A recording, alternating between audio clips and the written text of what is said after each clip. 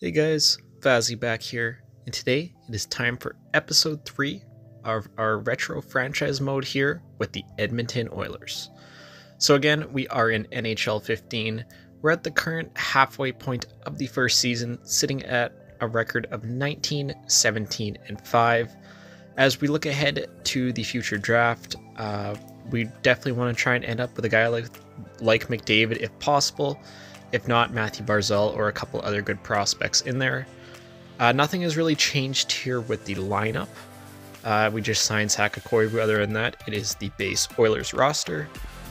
Quick look at the defensive side of things. Again, nothing too impressive at the moment, but it is just that base roster that we started with, and same with the goalies, Victor Fosk and Ben Scrivens.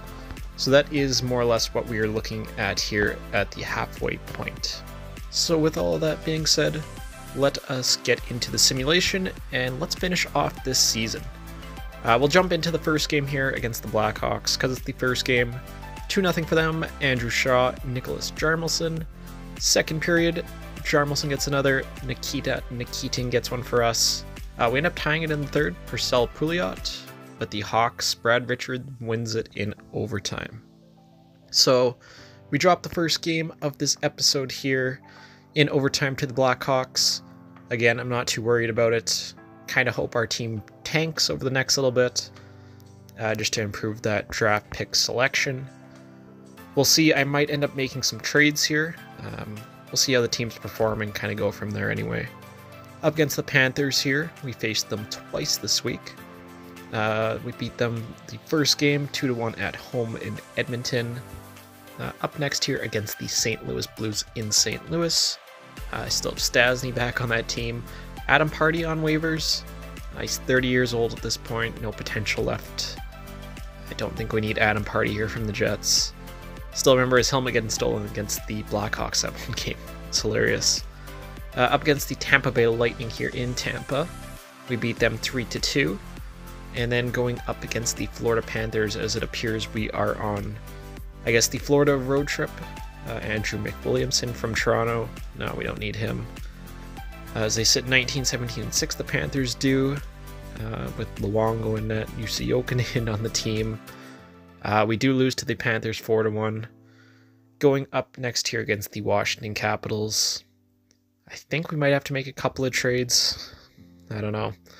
There's some veterans making a decent amount of money on this team that I don't think fit in during the long run, so give me a couple minutes. I'm going to work out some trades and I will come back to you guys. So the first trade here today is sending Andrew Ference to the Philadelphia Flyers for a third and a fourth. Ference, he has 3 years left. He's making 3 1/4, just a little bit much. They do say yes to that trade.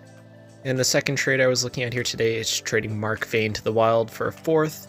He has 4 years left at 3.625. Just a lot of money for a guy that we can easily replace, and the Wild do say yes to that as well. So I'm going to go fix up the roster and we'll see what we're looking at.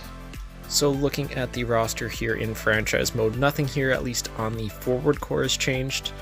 Again, no one got sent out that ways.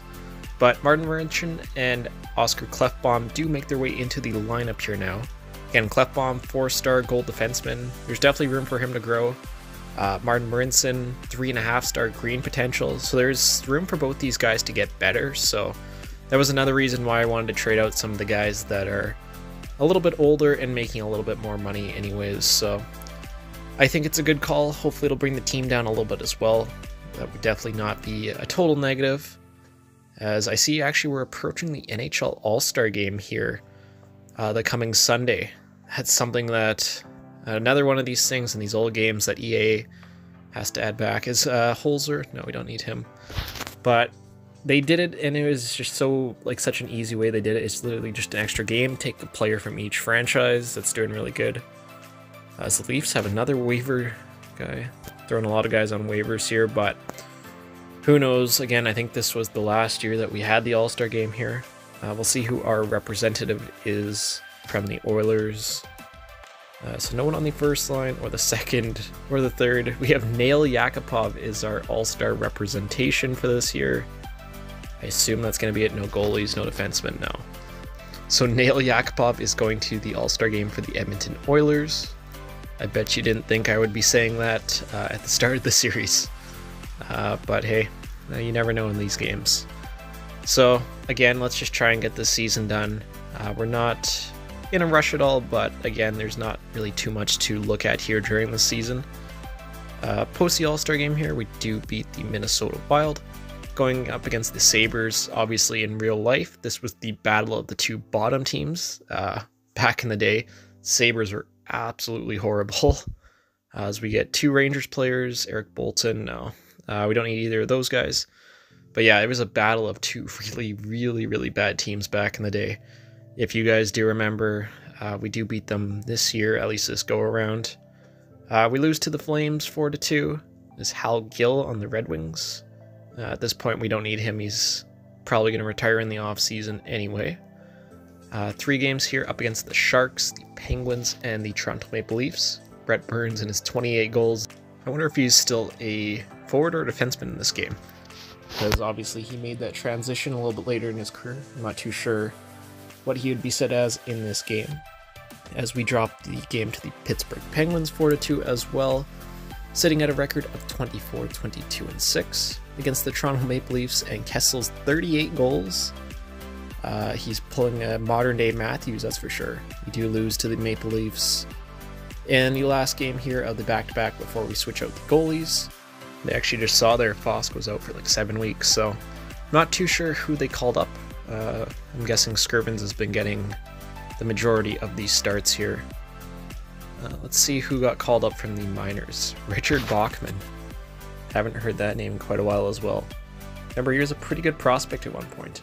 I'm assuming by 2015, where we're at, that he probably doesn't have much potential, if anything, left, but we'll give him a couple of starts here for the next week or so until we get to the Ducks game, as we lose to the New York Islanders to start off the simulation again. Against the Canadiens, we lose 5-0 as we go back to NHL 500, 25, 25, and 6. Up against the Ottawa Senators here. Sens are a very good team this year, but we do shut them out 2-0. As yeah, they're Victor Fosco for 6 weeks, so going to be having Richard Bachman and Ben Scrivens as the tandem here for the foreseeable future, that's for sure. Shutout by the Winnipeg Jets 3-0. Up against the Boston Bruins, who are having a pretty good year here. We beat them by a score of 4-1. Ryan Wilson, he's 28 years old, making 2.25. We don't need that. Let's go up against the Minnesota Wild here, and we'll switch out and get Ben Scrivens back in. And we beat the Wild by the score of 5-2. So actually, let's take a quick look at the player stats here. Haven't done that all episode. Kind of see who is leading the team at this point. Eberle's definitely rebounded after a slow start. He is leading the team in scoring now with 43 points. Yakupov's still up there. Taylor Hall, I want a little bit more from, only putting up 37 and 60. And again, it's more or less the rest of it is kind of what you would expect. Nothing too crazy depth-wise. Justin Schultz, 33 points. OFD, it's not bad. Richard Bachman, yeah, he has no potential anymore, unfortunately. All the goaltending numbers are actually very respectable, so... But I do actually think I'm going to make a very quick trade here, involving some of our veteran players, so give me a sec, I'll be right back.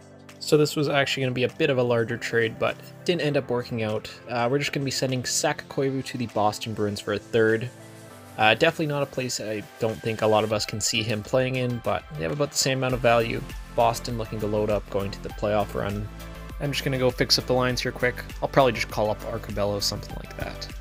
So back to the simulation here. All I really did after making that trade was calling up Arcobello from the AHL. I put him on the second line, basically where Koivu had been playing most of the year. And then I just switched out the goalies. Other than that, all the lines should be exactly the same. So we get Mark Savard on waivers at 37. You know, I would love to pick him up, but not at $4 million for another 3 years. That's a lot of money for a guy who's rated 76 overall. I guess at this point, the injury probably would have ended his career, and he's more or less just one of those LTIR players that haven't been removed. But yeah, coming out of the first game here, we do beat the Anaheim Ducks, sitting with a record of 29, 26, and 6. Yannick Weber on waivers. Yeah, it's very average. I think we can probably sign better guys than that in free agency, so gonna pass on him. Up next against the Wild on the road, we get shut out by a score of 5-0 as we head toward the trade deadline. I think at this point I'm going to be done making moves. There's just not a ton of other pieces that I really want to strip off this team that at least have some value. For the most part, a lot of the younger guys are more or less locked down already, so I think we're going to just kind of stand pat at this point unless we get an offer that we can't refuse. As yeah, we do head toward the trade deadline here and the Los Angeles Kings game. Let's get the scouting done. Let's see if any other teams make any moves around the league. So yeah, I guess this was the old trade deadline minigame with the phones. So yeah, if you guys didn't play any of the older NHL games, this is what we used to have for the trade deadline. It's not the fancy system that we have nowadays. Before we would have like different phones. I think the level of GM you are, you got more phones or whatever. And yeah, if the CPU declines your trade, you basically lose your phone for that round. It was an alright system looking back on it now. I definitely prefer what we have. Looking around the league here, doesn't really look like there's been a ton of trades, as it's showing some of our more recent ones, which aren't too recent. But yeah, so like I'm showing here, you go through, you check out the trades each round, each hour, and then yeah, you get 2 new fresh phones each time. It was definitely an interesting way of handling the trade deadline. I guess they really didn't have the technology to program anything that we see the likes of what we currently have. But I will say this, that system there is a lot better than the nothing that we had for 5 or 6 games straight before the new trade deadline system got added. But coming out of the trade deadline here, we lose 3-1 to the LA Kings. Sitting back at NHL 500, going up against the Blackhawks. Very good team in this universe. We lose 5-1, and I believe that's the first time in quite a while that we fall below 500. Hopefully we can continue upon that, as Mark Barberio's on waivers, 24. 3-star, that's basically a medium top 6. Can probably get better than that. But up against the Carolina Hurricanes and Jeff Skinner. Can we beat them? We do beat them by a score of 4-3. So again, let me switch out the goalies here. We will get Richard Bachman in for the back-to-back here. And then we're probably going to more or less run with Ben Skirvins for the rest of the year. I don't know when Victor Fosk is coming back. But we are in more or less March at this point, so only have a couple more weeks left to go in the season. Starting things off against the Wings, we lose 4-1. And I'm assuming here coming up the Pittsburgh Penguins, they'd be a pretty good team. No, they're actually doing alright. Crosby's having a good year. Team's doing pretty average. We beat them 4-2. So with that being said, let's get Ben Skirvins back into the net. I think that's more or less going to be it for Richard Bachman this season. Unless we have a bunch of random back-to-backs. But he is back in the net now. Let's see, let's just go the next couple weeks here. Don't see any back-to-backs for a while. Go up to the Kings. By then, hopefully we'll have Victor Fosk back. Up against the Blue Jackets, we lose by a score of 4-5. Sitting back again at NHL 500, 31-7. Taylor Hall could get to that 30-goal mark. He's pretty close with 27 currently. Going up against the Toronto Maple Leafs, Phil Kessel has 48 goals. That's absolutely insane. We beat the Leafs though, 6-5. Sorry. Going on against the Columbus Blue Jackets, and we beat them as well. So that's 2 straight wins. Let us make our way on to the Philadelphia Flyers game here on the Saturday, as we are around the 10-game mark left here in the season. Going against the Flyers and Claude Giroux, who is having a crazy year for the team. Holy, he had like 27 goals, 55 assists. But we do end up beating the Flyers there as our win streak comes to 3. Up against the Winnipeg Jets, and Andrew Ladd, 24 goals for him. We beat the Jets, that's 4 straight wins. Is EA going to do it to us, give us a big winning streak to end it off? There's another win against the Colorado Avalanche. Correct me if I'm wrong, but that's 5 now. They're just going to do it to us just to ruin our draft pick, and we're going to barely just miss out. There's another win against the Stars, that's 6. I know how these games work, unfortunately. That's always kind of the trend right after the trade deadline. If you're wanting to make a playoff run, you go on a huge losing streak, and if you want to try and get the first overall pick, you go on a huge winning streak. And it appears like that is what is happening to us right now, as now we're sitting at 37, 31, and 8. The Avalanche do end our winning streak. I believe it was in overtime though, and up against the Ducks, who are having a rough season. We beat them by a score of 5-2. So yeah, that winning streak, it probably hurt our chances at McDavid here. But who knows, maybe if we can get a couple more wins, we can sneak into the playoffs. I'd honestly, I think at this point, rather have that happen now than just miss out and get, around the 10th to 15th overall pick. But yeah, let's get this final little stretch of the season done. And it looks like we only have, like 5 games left against the Kings here to start it off. If we get a couple wins here, we might actually have a good shot at the playoffs. Again, who knows? I'm not sure where we are at the standings. We lose to the Kings 6-4. Going up against the Calgary Flames, who are at NHL 500. See if we can win the Battle of Alberta here. No, we do not. We unfortunately lose to the Flames there. And now it is finally time for the last week of the season, facing off against the Kings, the Sharks, and the Canucks. If we can get 2, maybe 3 of the wins, I think we have a good shot at the playoffs. Up against the really good Kings, they do take that one 2-1. Up against another pretty good Cali team in the Sharks here. Let's see if we can beat them. We lose again. So see what I'm saying here? EA just had to ruin our draft stock there. And then right as we're maybe going to make the playoffs, we go on a bit of a losing streak. Last game of the year against the Canucks, we of course end up winning that. Kane leading the league in scoring there. 88 points. Yeah, Nashville at 91 is going to just kick us out of the playoffs.